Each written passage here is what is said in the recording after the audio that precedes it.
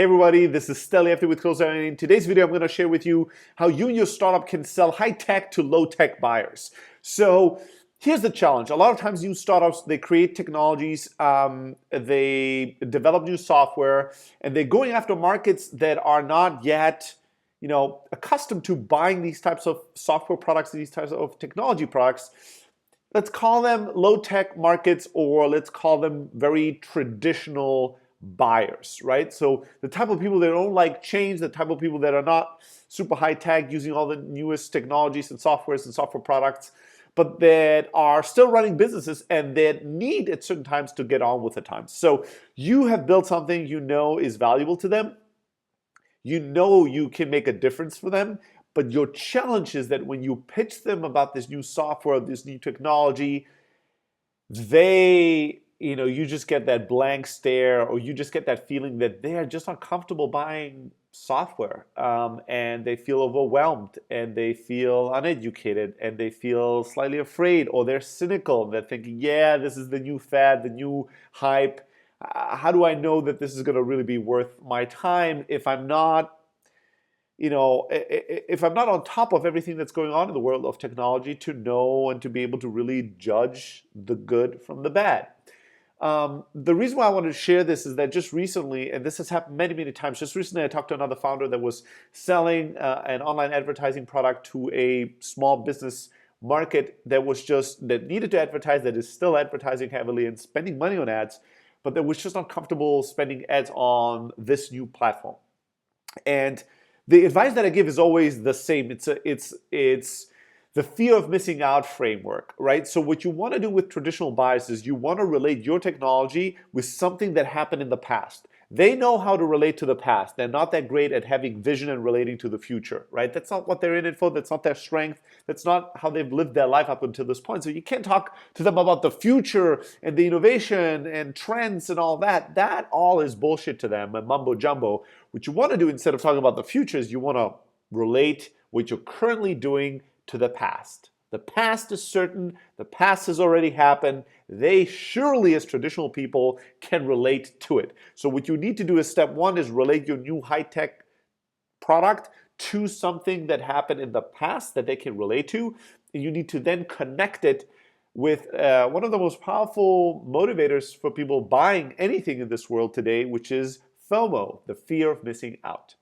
So here's what you do, and I'll give you a simple example. Let's say you do social media advertising, and let's say you want to sell your social media ad platform to car dealerships, right?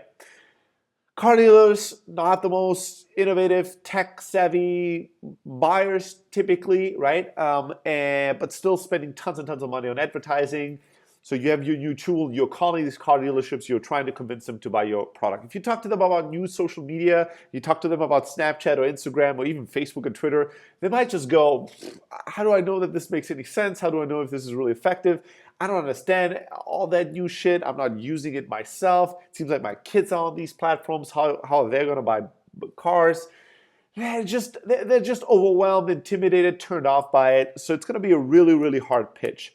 If I had to pitch a social media ad platform to a car dealer, here's how I would use the framework of relating your product to the past and connecting it with fear of missing out with FOMO. So it's the connected to the past and add FOMO formula that is going to make these people buy. And I've coached a number of startups already to use that framework with great success in order to sell to traditional and low-tech buyers. So here's how my pitch would go. It's very, very simple. I would ask myself, when was the last time that a new technology in the advertising space has disrupted the car dealerships to the degree where now they actually, to the degree where at the beginning they didn't like it and it felt like, well, who knows if this is going to be truly valuable, but by now they know that they have to be on it.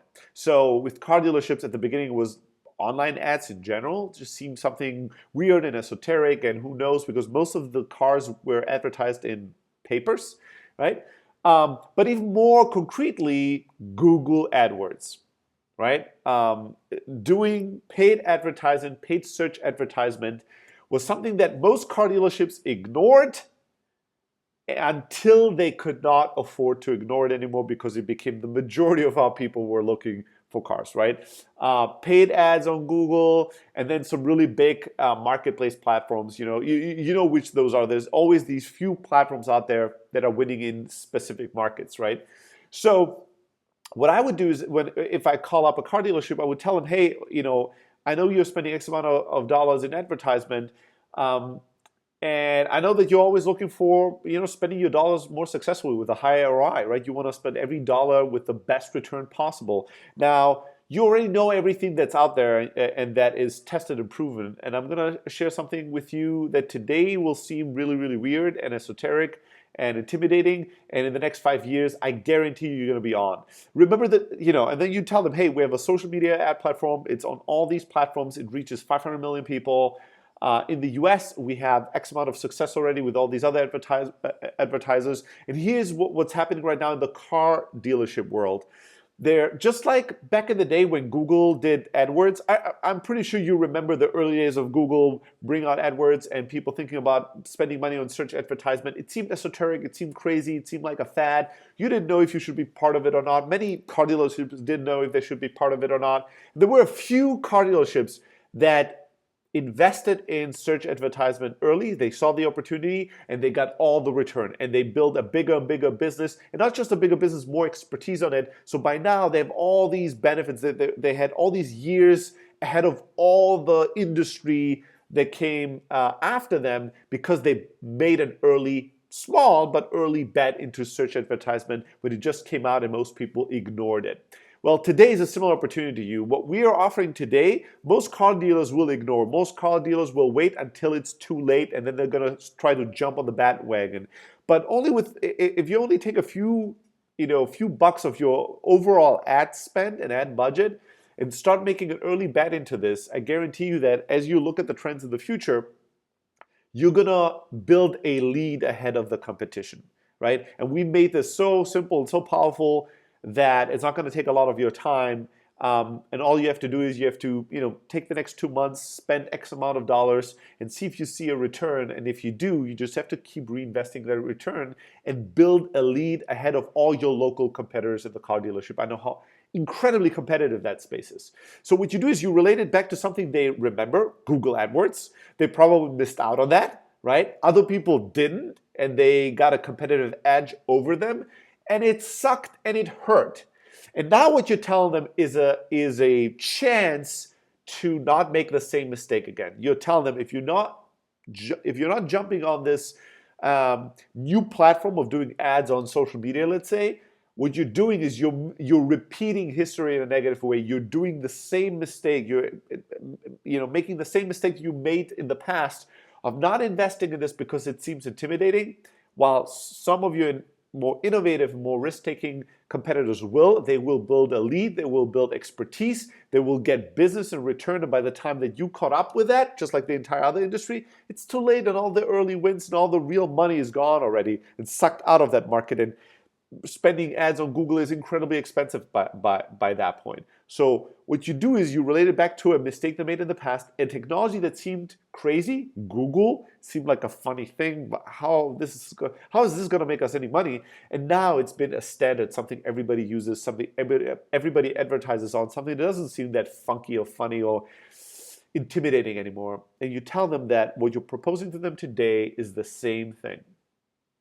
Right? So instead of talking about the future, you shift the timeline to the past and you say, this is kind of like going back to the past and being offered to invest in Google advertisements early on.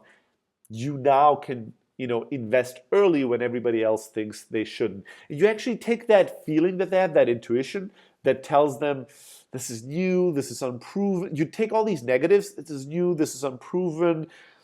Who knows, is this really going to turn out to be something valuable or not? You take all that insecurity and you turn it into a benefit. What you tell them is that feeling that you have right now is the feeling that all your competitors have. So they will wait until it's too late. You need to overcome that feeling, make sure that you take advantage of it right now when the time is right. And you relate it to something that was proven. Google advertisements, right? Google ads. Craigslist, whatever it is, some eBay, when it first came out, whatever it is, there were all these platforms that seemed weird, wacky, just the kids are using this. I don't know if this is for real. And then 5 years later, everybody's using it and you're way too late and prices are way too high and competition is way too strong. And you missed out on something that is now a standard and you're just like, falling behind in the market and getting a harder time to compete. Today is a chance to be ahead of the curve, right? So related to something they can relate to, the past, and connect it with the fear of missing out, the fear of making the same mistake again. If you do that, whatever that is in your industry, whatever industry you're in, I guarantee you, no matter how low tech they are, if you go long enough in the time under the bag, you'll find a technology that they ignored in the beginning and then became really important. I don't care if the technology is email. I don't care if the technology is the telephone. I don't care if the technology is fax machines. Technology has touched every single industry, every single business on this planet in one way or another. What you need to do if you want to sell high-tech to low-tech buyers is go to the past, to a time where they rejected a new technology and then they regretted it and then they adopted it. And you need to relate what you do to that technology and couple it with the fear of missing out. And that's going to give you a framework. Doesn't mean that everybody's going to buy, but it's going to give you a fair shot of them listening and be thinking about your technology and your product in the right frame of mind. I hope that that's going to be useful. Please use that tactic, experiment with it, get creative with it, and then tell us what the results are. Send me an email, stelly@closer. I want to hear about it. And if you need more advice, more coaching, always happy to give it to you. If you like this video and this piece of advice, make sure to go to blog.closer.io and subscribe to our blog 2 to 3 times a week. Highly tactical and strategic advice on how to make your startup successful and how to crush it with sales.